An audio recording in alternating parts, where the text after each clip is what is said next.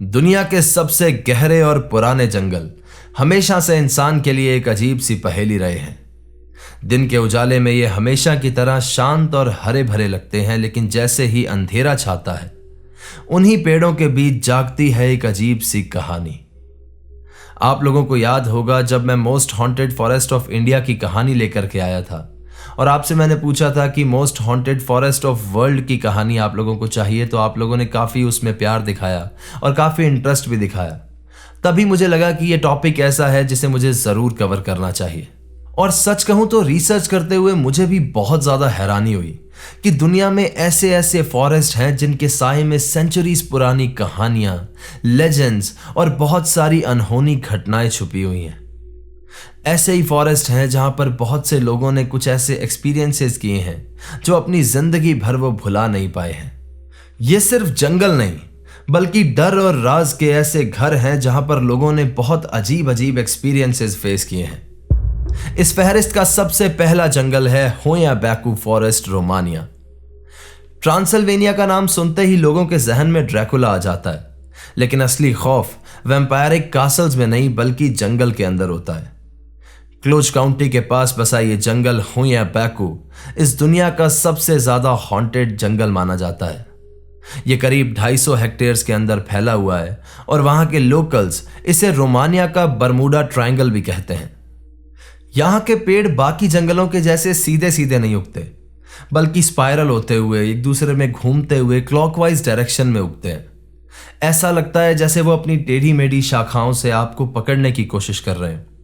बहुत सारे साइंटिस्ट गए वहां पर, ढेरों सैंपल्स लिए, लेकिन ऐसा क्यों होता है इसका जवाब किसी के पास नहीं है। इस जंगल के बीचों बीच छिपा है एक राज, एक डेड जोन। यह बेसिकली एक परफेक्ट सर्कल है जहां पर ना घास उगती है ना पेड़, बस वहां पर मिट्टी है और बंजर जमीन है।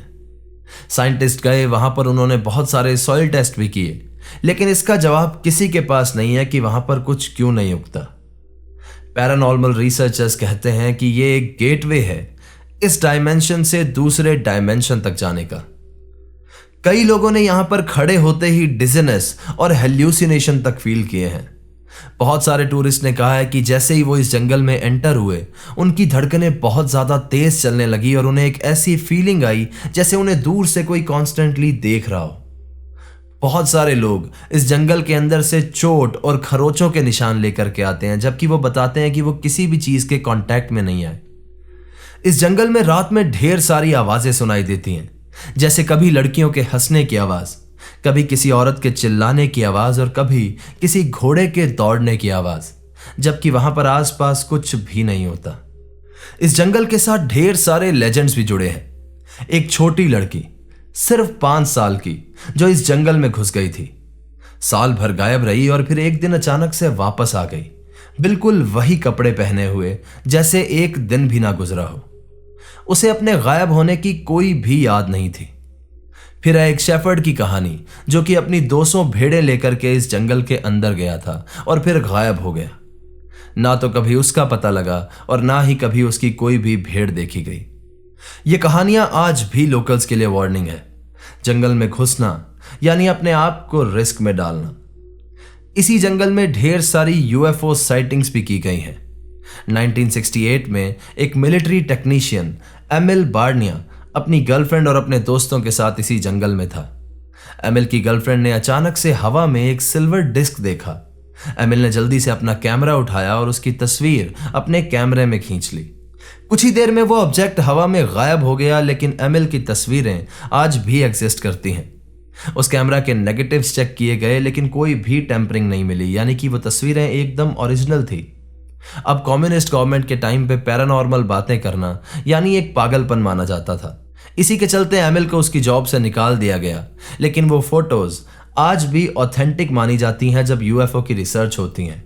और तभी से होया बैकू फॉरेस्ट यूएफओ हॉटस्पॉट बन गया।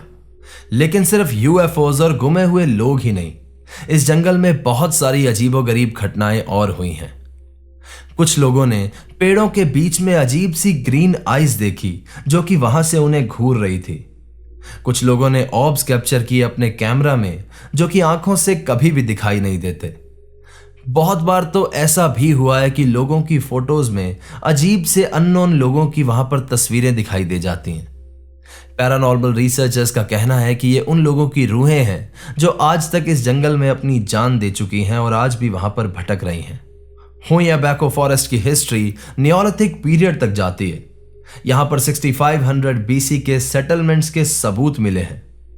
सोचो कितनी सारी आत्माएं यहां पर जी चुकी होंगी, मर चुकी होंगी और आज भी वहां पर भटक रही होंगी। कुछ लोकल गाइड्स एलेक्स और मॉरिस ने भी अपने क्रीपी हॉरर एक्सपीरियंसेस शेयर किए। एलेक्स ने बताया कि एक बार वो अपने दोस्तों के साथ इस जंगल में था और वहां पर इन लोगों ने जब टेंट लगाया तो रात में सोते वक्त इन लोगों को टेंट के बाहर से बार बार एक घोड़े की आवाज आ रही थी। जब जब ये लोग टेंट से बाहर निकल कर देखते वहां पर कोई भी नहीं होता था। एक बार जब इन लोगों ने हैमॉक में सोने की कोशिश की तो एक चमगादड़ आकर के सीधा एलेक्स के मुंह से टकरा गई। इसके बाद मॉरिस ने अपना एक्सपीरियंस बताया, वो और ज्यादा खतरनाक है। मॉरिस ने बताया कि वो एक बार एक टूरिस्ट को गाइड कर रहा था जो कि पूरे रास्ते सिर्फ मौत की बातें कर रहा था। उसने बताया कि उसे बहुत ज्यादा अच्छा लगता है जब वो किसी को मरते हुए देखता है। सोचो, ट्विस्टेड घने पेड़ों के बीच में एक ऐसा इंसान आपके साथ हो जो कि डेथ ऑब्सेस्ड हो। दिन के समय होया बैको एक अजीब सी ब्यूटी रखता है। ट्विस्टेड पेड़, बाइक ट्रेल्स और क्लूज नपोका से 20 मिनट की दूरी होने की वजह से यह टूरिस्ट के लिए इजीली एक्सेसिबल भी है। लेकिन जैसे ही रात होती है यह जंगल एक अलग ही रूप ले लेता है। यहां पर चलना ऐसा लगता है जैसे आप किसी और ही दुनिया में चल रहे हो। तो यह थी आज की कहानी दोस्तों। कहानी आपको कैसे लगी मुझे कमेंट्स के जरिए जरूर बताइएगा। वीडियो अगर आपको पसंद आई है तो इसे लाइक कर दीजिए और इसे अपने कमजोर दिल वाले दोस्तों के साथ शेयर कर दीजिए। चैनल अभी तक सब्सक्राइब नहीं किया तो उसे सब्सक्राइब कर लो। वहां पर एक बेल आइकन होगा, उसे प्रेस कर देना ताकि आगे आने वाले समय में मैं जो रियल लाइफ इंसिडेंट्स पे कहानियां लेकर के आऊंगा वो सबसे पहले आप तक पहुंचती रहे। अगर आपके पास भी ऐसी कोई कहानी है जो किसी रियल लाइफ इंसिडेंट पे बेस्ड है तो नीचे दिए गए जीमेल एड्रेस और इंस्टा आईडी पे आप उसे हमारे साथ शेयर कर सकते हैं। तो चलिए दोस्तों, अपना ख्याल रखिए, खुश रहिए, हंसते खेलते रहिए। मिलते हैं अगली बार ऐसी ही किसी खौफनाक कहानी के साथ। सायोनारा, हर हर महादेव।